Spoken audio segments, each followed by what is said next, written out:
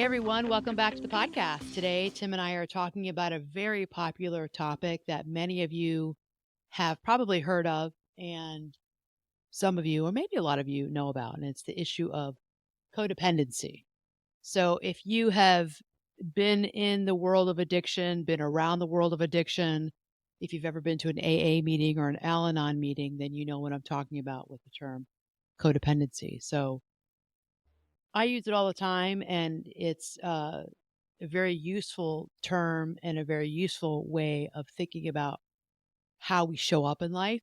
And it doesn't have to always be around the world or someone who is an addict. So I want to talk about it because I had a great conversation with a client earlier this week, and she knows we're talking about it because I asked her permission.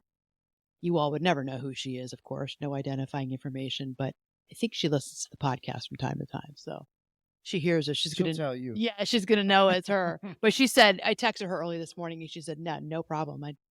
That's fine. Talk about it because it was so helpful for all of you to think about, the work that goes on and this is a therapy client. This is the work that goes on in therapy and how it can take time to move on and to grow and to evolve and to better ourselves.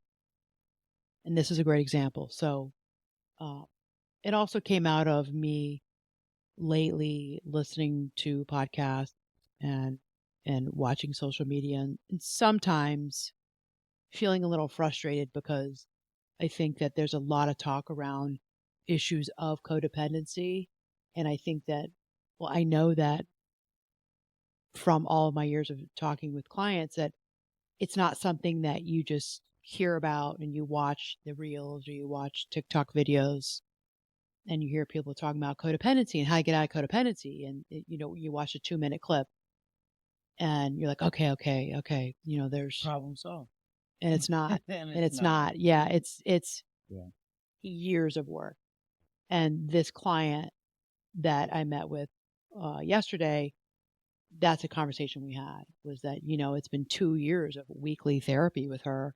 And just recently, she's finally starting to turn the corner on her codependency issues. Okay, so I wrote down some notes as I always do because now that we are, I always had notes. We were audio only, but now you all are going to see them because I cannot memorize all this stuff. I take a lot of notes, but I cannot memorize everything. It's too difficult. There's nothing wrong. Yeah. Yeah. So, do you know what codependency is? I'm going to learn today. But you don't really know what it is. Not Yeah. as much. Yeah. I don't think you know. Okay, well, I'm going to teach you. This is a master. Yeah, that's what you always say. It's a master I class. like it. I mean, Okay. if I was out there in the world listening to this stuff, I'd be there with you. Uh-huh. Well, that's good. I like that. You should 100%. be. I'm not Should joking. be. Good. So I like that. So codependency. I'm gonna read you the definition. So I want you to have that, and we're gonna go further with it. Okay. So codependency is a behavioral condition. Behavioral condition in a relationship where one person enables another person's addiction, poor mental health, immaturity, irresponsibility, or underachievement. So, among the core characteristics of codependency is excessive reliance on other people for approval and a sense of identity. And that's what's important. So, what I would say in general, the way to think about codependency is that by you being there, showing up, taking care of, fixing, managing other people, you get a wonderful sense of completion, fullness out of it. So even if deep down inside, somebody's behavior is not good, it's dysfunctional, it doesn't work, but you still continue to be complicit or even support them in their dysfunctional behavior, you do it because of how it makes you feel, because you like the sense of control. It makes you feel like you're there for someone else, that it's all about you. Okay. So that's important to think about. Um, and I'll tell you the example that my client was talking about the other day. So to help you understand this a little bit better, and I'm going to go into more examples because I know it can be confusing for people. So She was telling me about she was having maintenance work done on her house, and it was a plumber. The plumber came over. She knew him from last year. Hadn't seen him in like a year and a half. He came out and they established a relationship because he came on like Christmas Eve or New Year's Eve or something in a crisis. And I don't think he charged her. Like he was such a mensch. Like he didn't charge her. He was such a good person. He saw that, it was a very stressful time of year and he's like, I'll just fix it. And he didn't charge her. So she's like, okay, you're my plumber for the rest of my life. Like for the Good, rest of the, yeah, good marketing. exactly. He's a smart guy, right? Yeah. So she calls him out this week because she's got a leak. He comes and they're friendly. They're, kind of chit-chatting when he's done. And she's like, "Oh, how are you? How are you doing?" And he was like, "Well, not so good." And he started to tell her about a terrible tragedy that had happened in his family last year. And I'm not going to go into the details of the tragedy, but you and I know of it. When she told me the story, I'm like, wait, I remember when that happened. It's something that happened in one of the communities around us. It was a terrible tragedy of a young adult. And you are the one who told me the story. You knew about it and you told me about it. So I'm like, wait, why does this ring a bell? Anyways, this man, it was related to this person that died. So he's telling her this terrible story and how he was affected by it and what is going on now, a year and a half, 2 years later, how it's still affecting him. So this man is still in crisis, really, and dealing with the tragedy and grief and loss, a lot of stress of what's been going on with the extended family members. And so my client, who's such a good soul, she would normally listen to that, and I think she would try to help fix it. She would want to fix him or make him better or make him feel better because it made her feel better. And we had been working on this and she's like, "Well, how will I know? How will I know when, you know, I'm getting out of this codependency part of my personality?" And I said, you will know it because you're going to start to think differently. All that we've worked on, all these skills I've taught you, you're going to start to do different. But and we talked a lot about mindfulness over the past couple of years of you're not going to fix it right away, but I just want you to start becoming aware that you're doing it.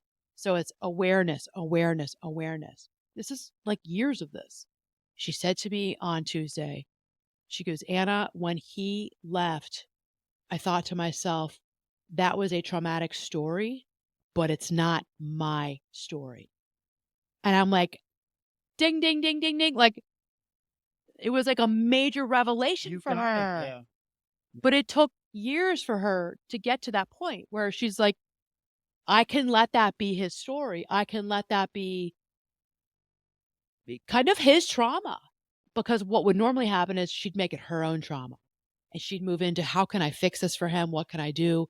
I mean, there's really very little that she could do, pragmatically speaking, but she would internalize it and she'd make it her own. And that is codependency that she's had to work. And so that's a great example. And I want to go into that because I think that so many of us have codependent personalities or have codependent features. And we think that we are the savior. We think that we are the rescuer. We like the feeling of being the rescuer. And I'm raising my hand because this was me for many years, especially my teenage and my 20s. I was totally this way, even after I'd gone through graduate school throughout my 20s. And I knew a little bit about codependency, but it didn't matter. It felt so good to be the person who came in and rescued the situation. It felt good, so good for me and my ego to be the counselor, to be the do-gooder, to be the person who fixed the problems in that family or fixed my boyfriend's problems or fixed all my friends' problems. I was like the counselor of everybody. And how it was codependent was at how it made me feel. So when you think about codependency for yourself, if this is something that's in you or others, the codependent person is the person who always wants to fix, manage, and control. So that comes from the world of Alcoholics Anonymous. It comes from 12-step Al-Anon. It's not your job to fix, manage, and control other people, to fix a situation, to manage a situation, or to control a situation. And when you're listening to this on audio, or if you're watching this on YouTube, I want you to think to yourself, the listener or the watcher, I want you to think to yourself, are there situations in my life where I try to control others or manage others? And if I do, why am I doing that? Well, because I like how I feel. I like what it does for me. Then that might be a codependency piece for you. Okay? So that's really important. So just to be clear. Yeah. So if coming from a space of doing it for your own gain, that's what we're talking Yeah. about. So if Yeah. I were to come from the space of trying to help you out for the sake of your gain, get better, some different scenario. Yeah. Okay. Yeah. Yeah. It's like, okay, so for me as a therapist and a coach, I don't have any skin in the game for people to get better. I don't think that people, I don't like to really use that term. It's kind of the medical model, get better, but I don't have skin in the game. I'm invested in helping you, but I'm not invested in the outcome. That's not my job. It's not my job to make you stop being codependent. I will teach you all the skills. I will teach you what I know, what has been taught to me, and I will continue and I will teach you all the latest that's out there because that's my job is to show up for you and to teach you the skills. But I can teach you everything, but if you still stay codependent, I'm not invested in that. Yeah. I don't have skin in the game because it's your life. on you. It's your life. Yeah. Right. I can coach you on this too. I can coach you up. I can coach you up and teach you the skills to help you change. I can hold you accountable, text you throughout the week, get on the phone with you throughout the week. How you doing? Okay, that situation, okay, these are the skills. You know the skills. We've gone over this before. Come on, you got this. Keep going. Don't do that again next time. You're okay. You're rescuing. It's not your job to rescue that situation. And if they continue to do it, I'm not codependent because I'm not invested in the outcome. Does that make sense? Yeah. I I'm think there's a couple of ways with it. Like one of them is like super clear, where it's like it's a big line, right? The line is clearly defined. yeah, And this is a codependency situation every time. And then there's to me there's going to be times where it's like I want to you. right, I don't realize that I have something that I want to gain out of this necessarily, right, right, right? But like my heart, I believe maybe all the time might be to help you get whatever it might be, right. but I might not realize to later that like maybe there was some of that I was looking for as well. Because it's hard because it's like kind of it is really is the tough love that they talk about in Alcoholics Anonymous and Al-Anon, Alateen, and you know, I said Family Al-Anon. There's Family Al-Anon too. I forget the name of that one, but it's tough love because it feels like when I set because codependency is really about boundaries. It's learning how to establish boundaries and keep them. So it's always all about boundaries when we talk about codependency. So if I have learned that I have to have boundaries and I have learned that, oh shoot, I'm a codependent person. I do love how it makes me feel. And okay, I gotta have boundaries. All right, all right. I'm learning how to have boundaries. When I have boundaries in the beginning for you, when you're working on this, you're gonna feel like you're not a loving, caring person. It feels like shit. I'm like, okay, so I am not texting them back. Okay, I'm not going over to their house. I am not going to call their boss and call in sick for them.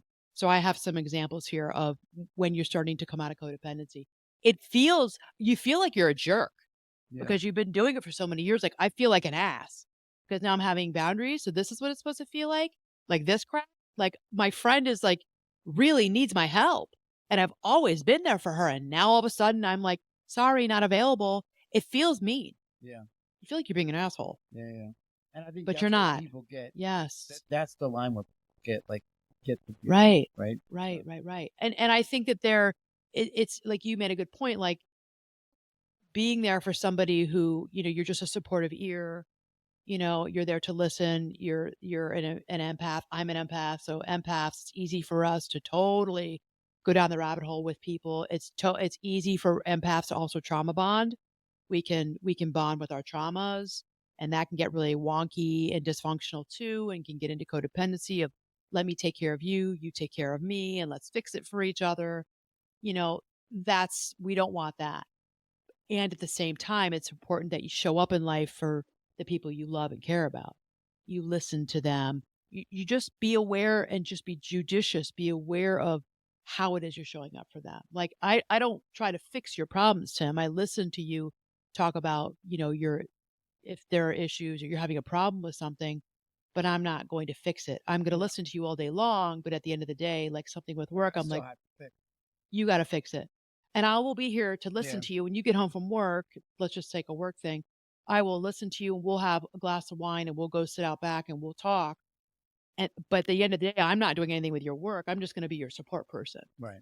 You know what I mean? Or you like if I have something, let's say I've got drama, even with our kids, like there it gets a little muddled. Like what if the kids are doing something that's making me upset, you have jumped in from time to time. You don't do it a lot. You have jumped in from time to time. I don't know if you're trying to fix a situation. It could be a little codependent. Like you'll text them, you'll like guilt text them to make them feel bad because I'm upset. And I know you've guilt texted them. That could be a little codependent. You're trying to fix a situation. Yeah. So there's like no perfection here because I'm telling you, I did it for so many years. And even now, I will text and I know inside myself, I air quote, should not be doing this, but I will text all the kids when it's someone's birthday or like Nana's birthday or one of the other siblings' Oh, birthdays. you talking about texting Our 5 kids to them to like, don't forget today's Tyler's birthday.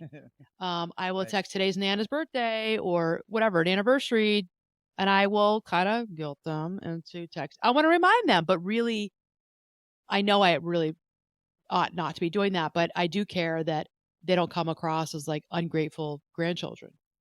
Sure. And so that's a little bit of codependency there. Yeah. I'm managing. It's not a little bit, it is because I'm managing the situation. So that's where it still shows up for me. This is a hard one. Go back to that other example though. So if there's something with you with the kid that is a thing, and then I'll guilt text them. I don't know if that's exactly how I'm thinking about it, but like I'll text, But it's what you're doing. yeah. but my intention is to help resolve whatever it might be, and at the end of the day, help you get into a better place mentally, probably, right? But Well, because what so yeah, you're fixing, managing, and controlling. yeah, You are. but Yeah. but the result, one of the fallouts from that is that when you get into a better place, then I'm going to be in a better place, right? So there's a win for me. So maybe that's a perfect Yeah. example of this. So can y'all just text her because she's going to be in a bad mood, and I Right. don't want that anymore. So once Anna's good, then I'm good. Yeah.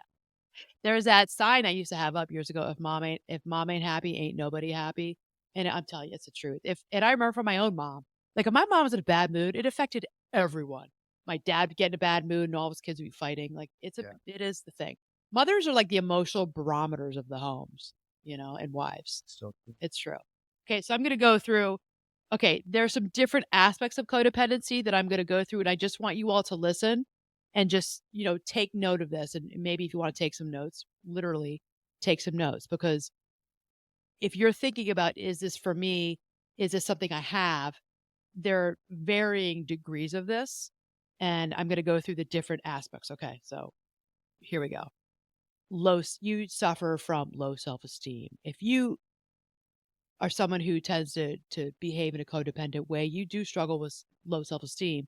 You feel that you're really not good enough and that you compare yourself to others. So you will be the rescuer, the fixer, the manager because it makes you feel good, and momentarily it will raise your self-esteem. Okay. People pleasers. People pleasers tend to be codependent people. You will put aside your own needs to make others happy or avoid conflict. You really struggle with saying no. So people pleasers kind of are synonymous with codependent features. Okay. Poor boundaries.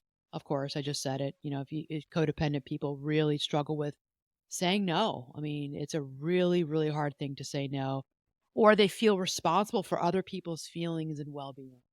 So they feel responsible. Like it's my responsibility here. I need to control the emotions of everybody that's coming over on Thanksgiving Day.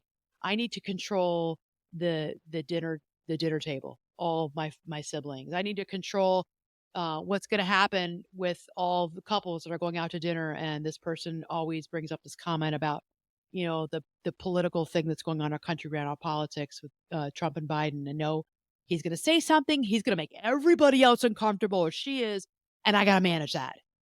Okay. So that's important. And it's not your job to manage it. But when you are in this codependency personality, you really don't have boundaries around that. And you got to fix that and manage it because you want everybody else to feel okay, because that people pleasing is really strong in you. Okay.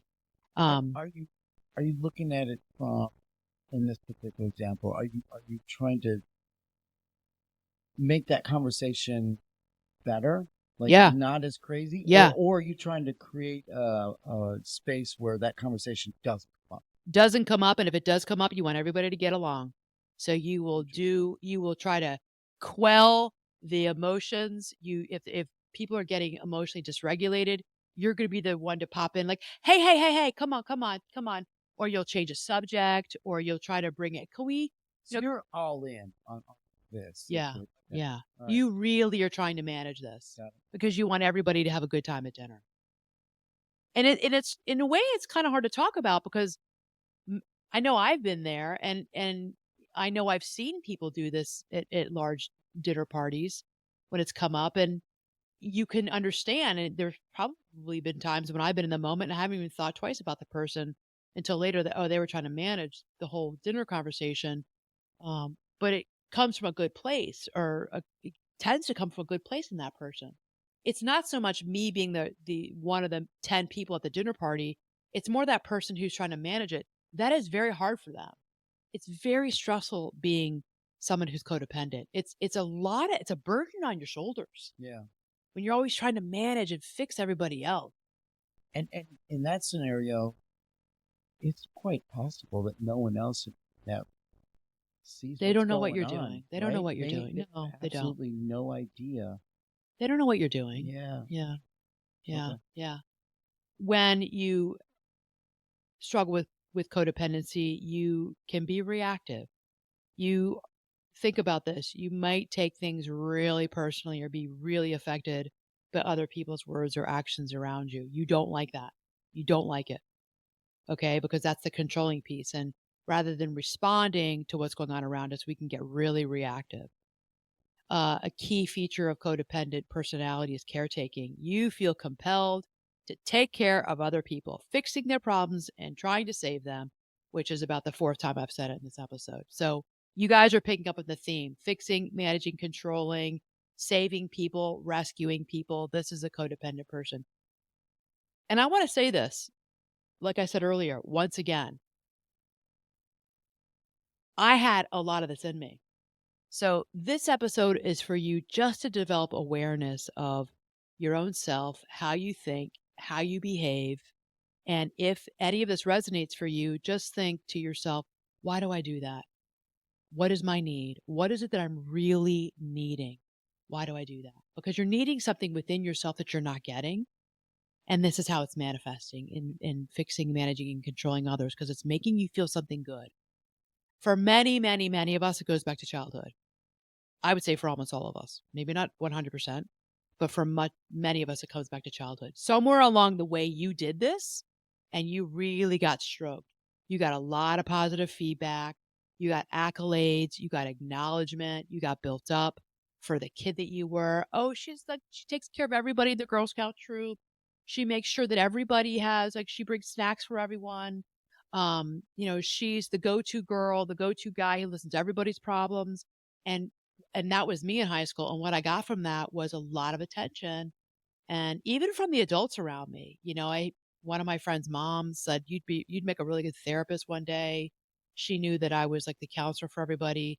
My mom would say, "Anna, come down for dinner," because I was always late for dinner in middle school. And I remember her saying to me, "You're too young to be a therapist."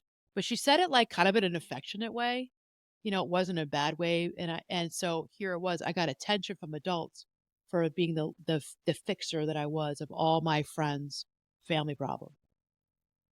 So Interesting. yeah, Hmm. that was really me. And that was you going in with like no selfish agenda.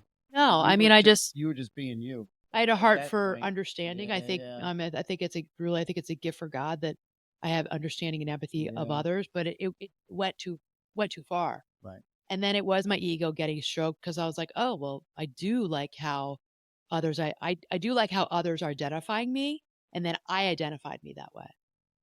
Does that make sense? Yeah, yeah, Yeah. yeah. Okay. So, uh, different another defining aspect of codependency is you as control. This is really about control.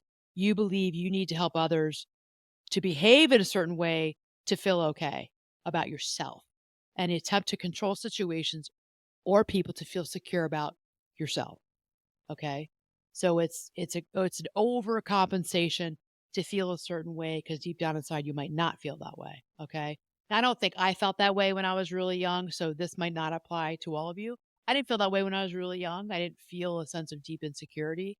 I just loved the stroking that I got, the emotional, the mental stroking I got from the adults around me and my friends. Another aspect of being codependent is you struggle to communicate thoughts, feelings, and needs directly and honestly to people. So you will throw yourself under the bus. You will put your feelings, your thoughts aside for other people. And what that does is over time, over months and years, you develop an inner anger because you have swallowed your own self because you've lacked boundaries for so long and because of the people pleasing tendencies. But what happens is you can only do that for so long. Okay. So that's another key piece.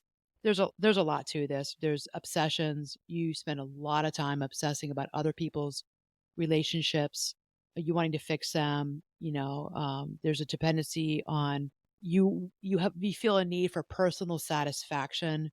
Um, Many people who are codependent really are terrified of being alone. They're terrified that they will be left by themselves.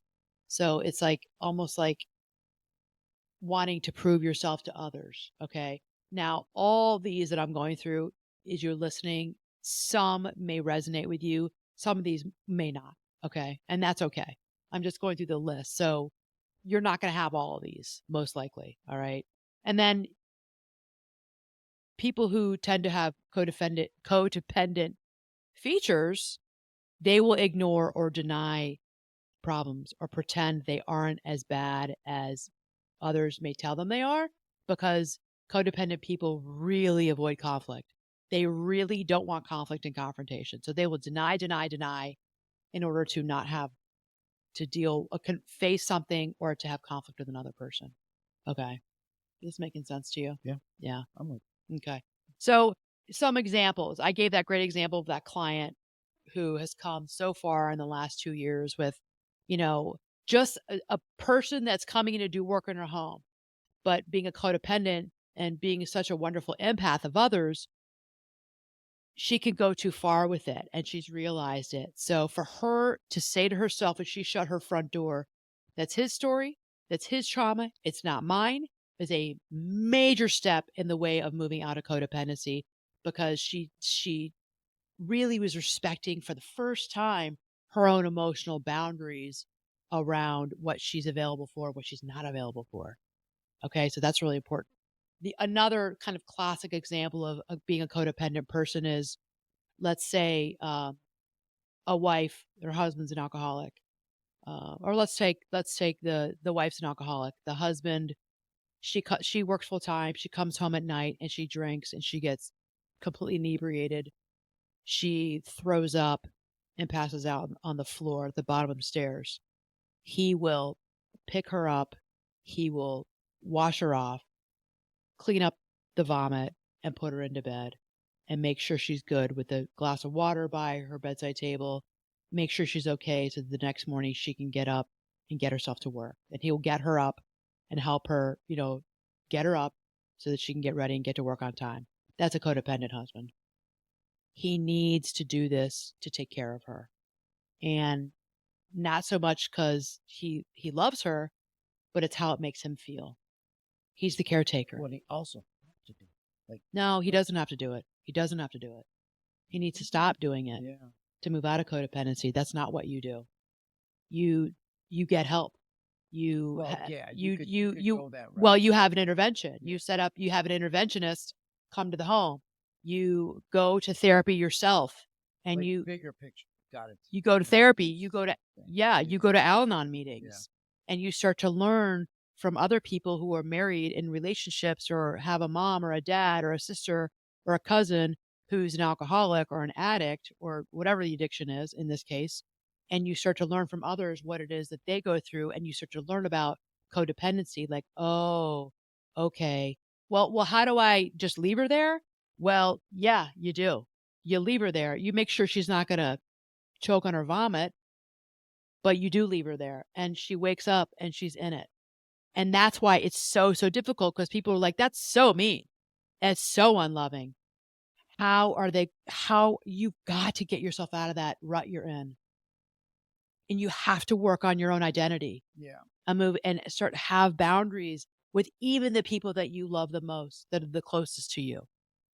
See, that's why this is a difficult topic because people hear that and like, "That's mean." It's totally I difficult. I mean, know. I totally relate to it because I'm thinking like if it was you, like say, you know what I mean? And just it would be a one-off where like I would find you lying at the bottom of the stairs. Jeez. Like I'd be like, Yeah. I'd be all over like making sure that, everything was just fine. But like what What you if were it saying, happened it was like what's a a 4th pattern. time? Yeah, right. What if it's a 10th time? Yeah, yeah. What if it's a 15th time? Or they're not passed out the bottom of the stairs, but they overslept through their alarm clock because they're they're hungover, Right. and you call into work for them, or you get them up and you get them their coffee and their water, and you help them, you coach them through how to call into work sick. Or you call their boss and say, "My wife has been up all night throwing up because she's got the stomach flu." You're enabling them. You're a codependent Yeah, person. yeah. You're enabling the addiction, and you don't wanna see the addiction. And it also makes you feel good that you're their number 1 person. You're their person. You fix it, you make it all better. You're the rescuer. I'm the rescuer, and it feels so freaking good.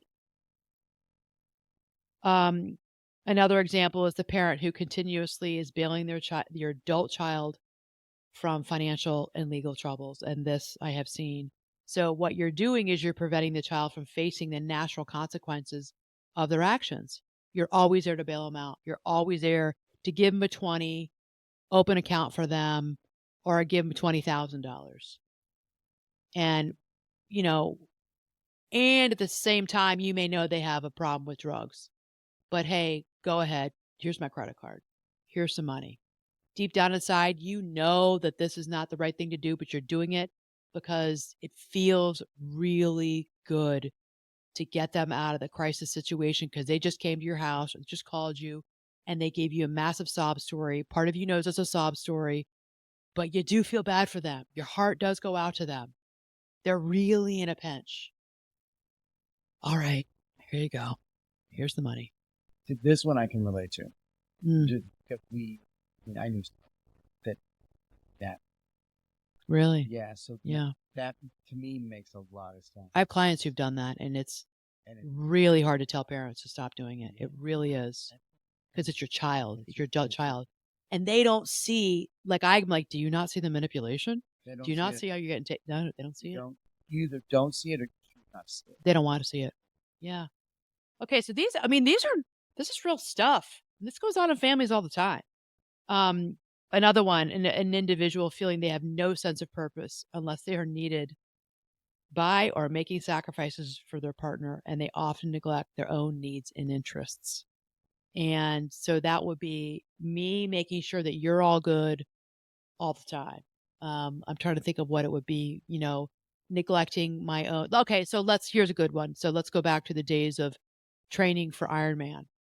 And I, deep down inside, didn't like you training for an Ironman, but I didn't let you know, and I was really all about taking care of you.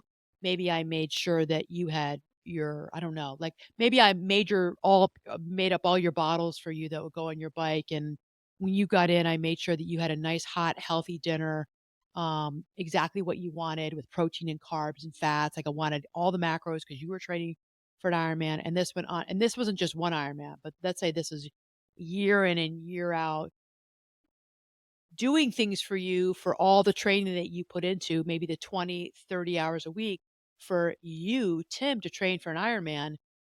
And I didn't really like it, but deep down inside, I didn't care because what I loved was I loved being needed and wanted by you. You wanted me to show up in your life as a certain kind of wife, and I loved that feeling. Mm. And I was addicted to the feeling that I had of knowing that I was able to really kind of manage your training and manage everything that went about your training. Does that make sense? It's because of what it did for me on the inside. Right. It built up my self-esteem. Right. So it doesn't mean that, that has in real life us training all the time together, it doesn't mean that, there weren't times that maybe we wouldn't, of course, we make meals for each other, we take care of each other, but it's not about that. You have to look on the inside. It's what it did or would do for me on the inside. It's what it does for you of like it makes me feel like I'm a great husband. It makes me feel like I'm a really good person. And the warm feelings I have on the inside of being able to totally take care of Anna, like I'm managing her, that's what I love. It's actually not so much that, I'm waking up at 3:30 in the morning because she wants me to so I can get her bottles ready and I can get her, her shoes and her helmet and everything all set for her to go on her 6-hour bike ride. I don't want to get up at 3:30, but I love what it does for. Does that make sense? That's codependency. Yeah. Okay. And another one is, and this is more classic, it's the person we know the person you all know who's staying in an abusive or unhealthy relationship because they don't want to be alone. That's codependency. And I think so many of us know someone like that, where on the outside, we're like, why are you in that relationship? This person's abusive. And the person treats you like crap. And I've heard this. I've had people in my personal life say to me, I don't want to be alone. I don't want to be alone. That's codependency too. The feeling of being alone scares them that it's worse Yep. than what they've Yep. got. So being in the abusive relationship Yeah. trumps being alone. Wow. That's a big one. Yeah.